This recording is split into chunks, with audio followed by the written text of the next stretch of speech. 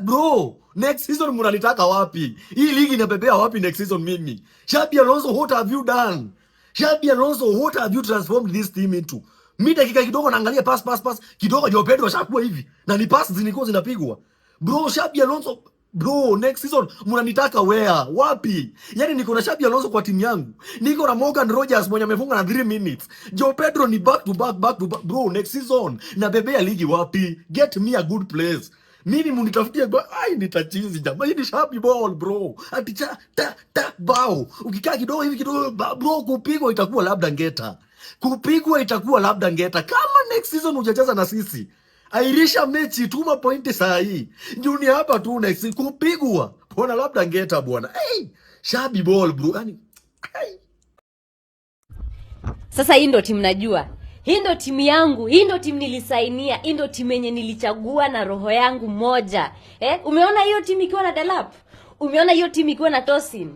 The fact that Tosin hata namba yake imechenjua ikapewa mtu mwingine bado akiwa kwa klabu, ni kumaanisha tumtaki kwa hii klabu. Sasa hii ndo timu yangu. Niliwaambia next season mtakuwa mkisikia Chelsea mnatoroka. Unasikia Chelsea inacheza mnatumia points 3 badala ya kuja kucheza. Mkisikia mnakuja kwanza Stamford Bridge mnatoroka. Niliwaambia hii timu ya Xabi Alonso, nyinyi hamko ready. Hii timu tunaua, tunachinja ua. Points ni 3. Hii season tusipobeba mnilaumu. Tusipobeba Premier League. Hii Premier League ni yetu. Na huyo Joao Pedro, nimemwambia huyo ndo atabeba Golden Boot. Hadi Sanchez amebadilika. Anakaa Peter Cech. Wewe, achaneni na sisi Chelsea. Mtakuwa mnasikia mnatoroka. Hii ndo Chelsea sasa. Kukiendelea hivi nimekubali next season jezi zangu zitashikana na mwili. Xabi Alonso ukifanya hivi mimi jezi itashikana mwili. Why not? I agree. Yes, I can sign at 20, 90 years, 100 years as a Chelsea fan, but as long as Xabi Alonso, Joao Pedro and Morgan Rogers are on my team, I will sign. I agree. Next season mwili inashikana na jezi wewe. Unaona resource ndio inapigwa hapa. Masha. Next season mwili inashikana na jezi na hakuna kuvaa sweta.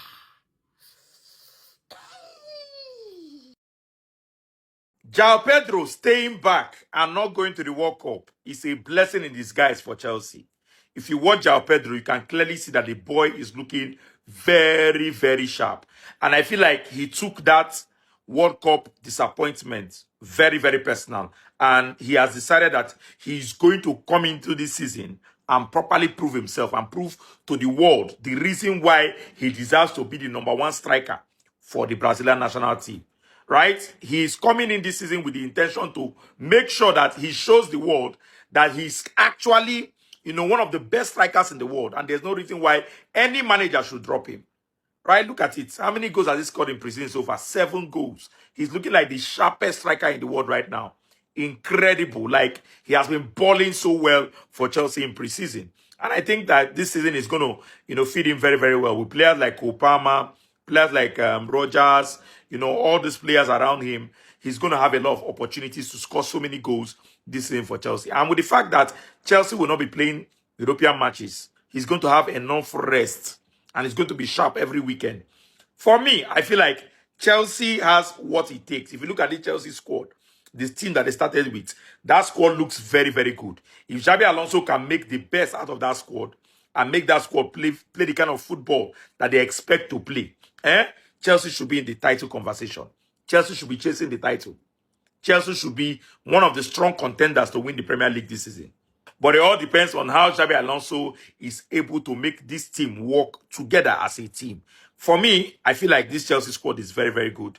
A lot of young players, some experienced players also, but, it's largely a very young squad that can, they have the legs. They have the legs to challenge anybody, right? And when it comes to technicality, when it comes to skill, when it comes to ability, you look at the squad, you can see so many talented players. There's Estivao there, there's Palmer there, there's Rogers there, there's Joao Pedro there, right?